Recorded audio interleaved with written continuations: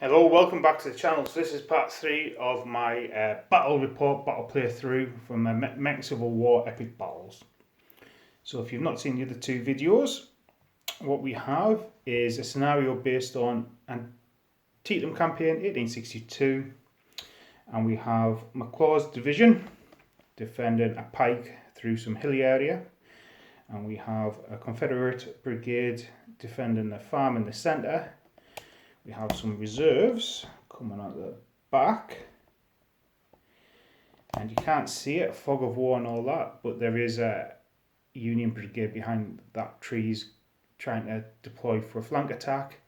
Then in the front we have a Union brigade facing off against a Confederate brigade on the hills. In the last part of the battle, we're going to start off with the Union turn 5. Confederate player, well, myself, the Confederates, tried to alter the battle line, and they pulled one of the units in the front, which had taken a bit of stamina losses, behind, and we're going to push a unit front, and they failed a command check. So it's now the Union turn. So I'm going to have a look and think about any initiatives. Move by initiatives. What I'm going to do over here is have some move by initiatives. Now these troops here are disordered.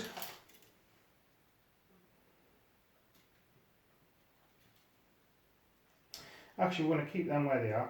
We're going to attempt to push those forward, and if there's any melee, they'll be in supporting distance. I was thinking about pulling them behind so they could possibly go forward.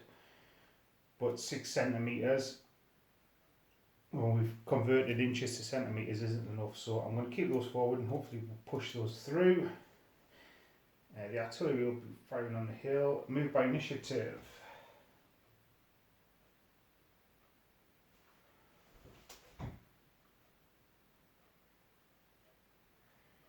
The enemy is within 12.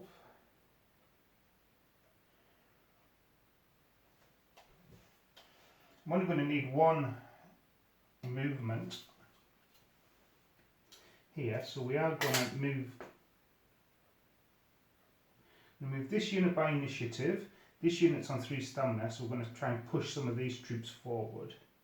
But we are going to move this unit by initiative to kind of occupy that and stop the Confederates sort of pushing up and reclaiming that position, and hopefully my cavalry by this time will be dismounted, formed up in the hill, and point fire on them there. So that is all my initiative moves.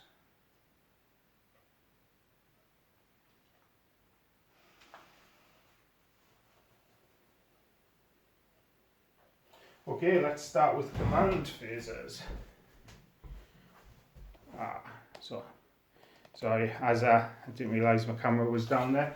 So what I did there, as I was describing, was unit was here, I've moved that forward with the initiative.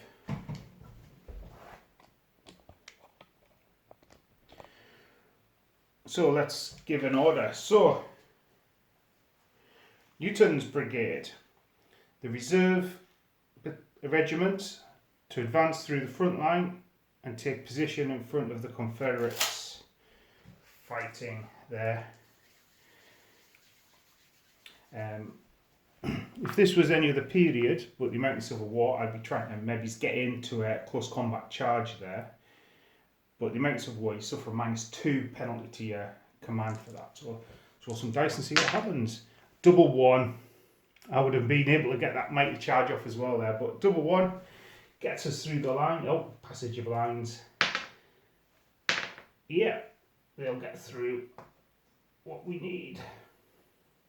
Just basically move through and stop. Hopefully we'll get a double 1 next turn and maybe get a charge off. There, the artillery is still there supporting. So let's see what's going to happen in the centre. This is where things are starting to get a bit more interesting. Now my army commander is with my brigade commander there, Talbot. So we're going to order this regiment forward. In fact, we will order, we'll take a brigade move. The brigade, these two regiments,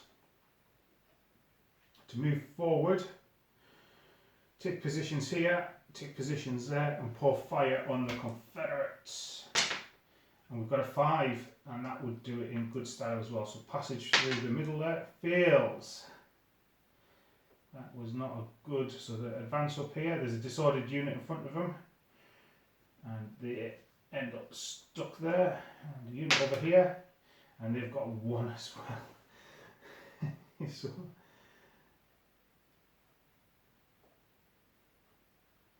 they move up as well. It's not exactly what we were after, boys. Not at all. Disordered unit can't do anything this turn.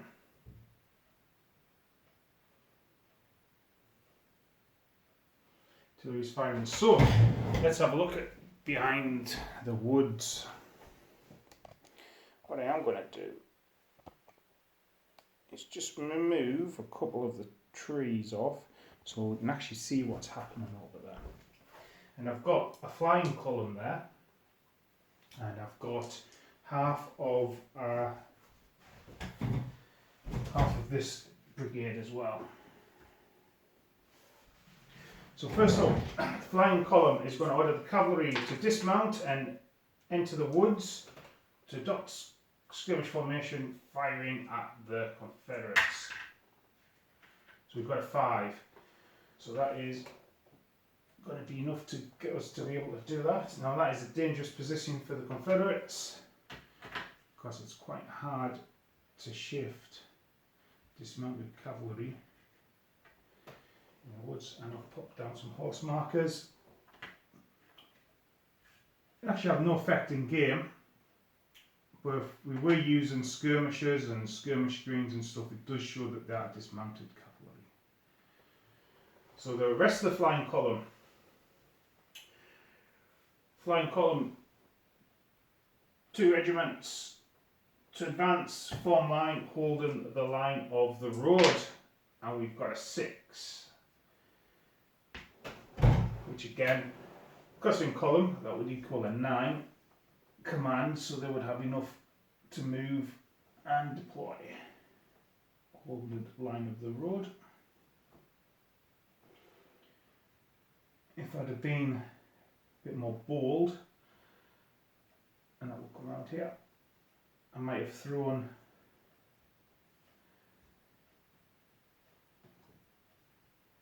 front and forward to be closer and pour more fire into the advancing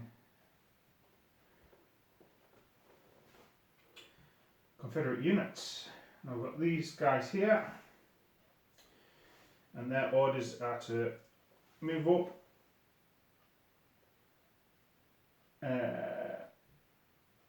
one form brigade, or part brigade, demi brigade if you will, to advance, one to form line and be prepared for combat, one to form just stay in column next to it to take advantage of any movement. Perhaps we can push these forward and then push something around here. So, and we've got a 6 as well. So the Union troops have had some superb manoeuvring on this flank, and the centre seems to be a kind of a morass of problems. So brigade commander for the flying column will move there. This guy will move, he'll move into the woods, and then he's been able to impact the rest of his brigade. His brigade commander stands here, the artillery is still lacking targets. So now we're going to move over to some shooting. Some Union shooting phase. We're going to start off down at the front here as the Union troops pass through the lines and start pouring some fire onto the Confederates. So just firing on the regiments in front of them. That is disordered. That should have undisordered at the end of the Confederate turn.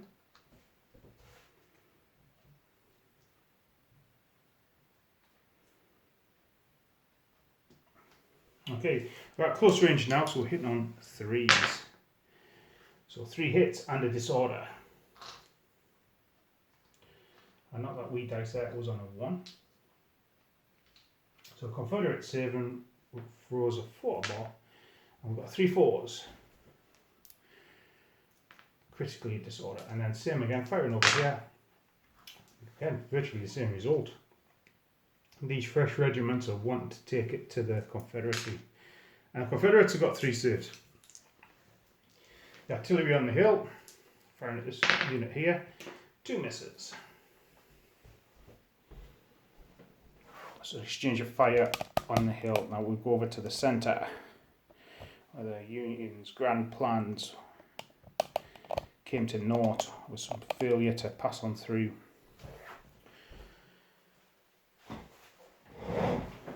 So first off, we'll get these firing here. The Union troops are disordered, and we get 3 misses. Firing over here. Now the Union troops aren't disordered, but we're firing at troops in cover. So we have disordered the unit and got 1 hit on them. Now this unit is at 3 stamina. So if we can cause a bit of damage here, we would force a break test, and we have, so that is a potential break test there. Now this unit is charged on through. I'm going to shoot at the unit in front of them. And we have 2 hits, and that's a disorder.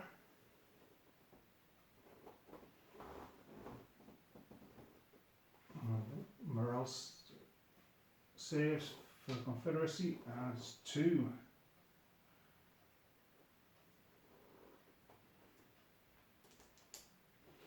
The artillery's going to pour some shots into that unit there, and it's a hit at long range. That's a morale save.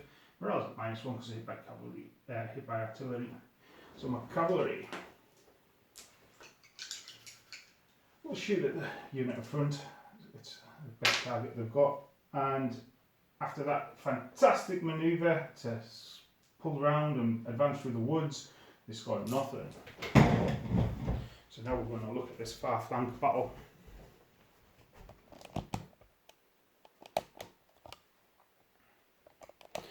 There's going to be some long range firing, but it is going to be hitting some Confederate units in march column. I've just got to check the. This is going to be long range, but I think you can get +1 for hitting them in march column. Just double check the.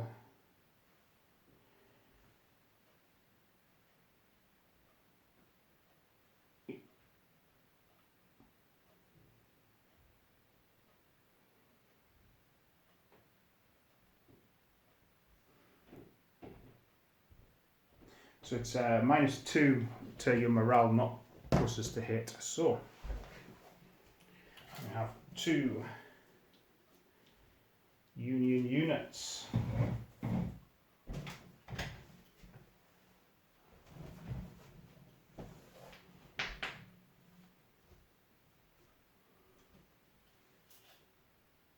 So this is within range. So hitting on 4s. Great opportunities hit there, and I've got a 1 and 2 3s. And what's this is the closest target? This would be the better one. And we've got 2 hits on the unit. So the Confederates are saving on 6s. 2 fails, so 2 stamina markings. So we now have morale tests. We do have one. Say morale test, 1 break test to make in the centre.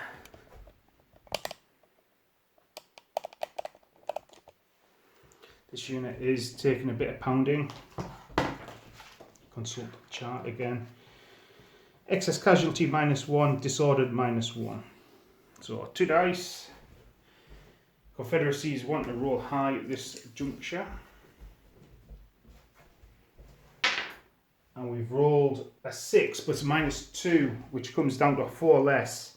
Shooting in hand-to-hand combat, the unit breaks and is deemed destroyed. Remove the unit from the battlefield.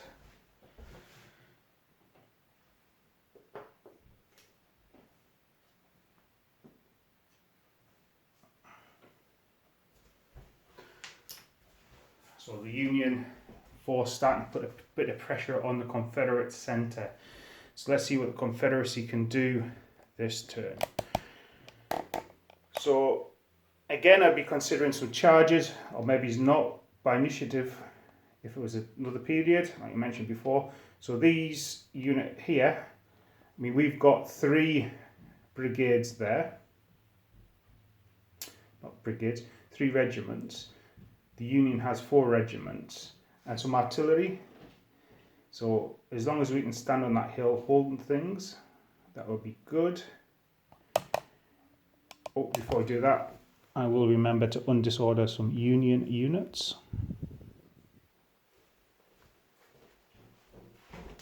So, pattern up the battlefield and undisorder some Union units.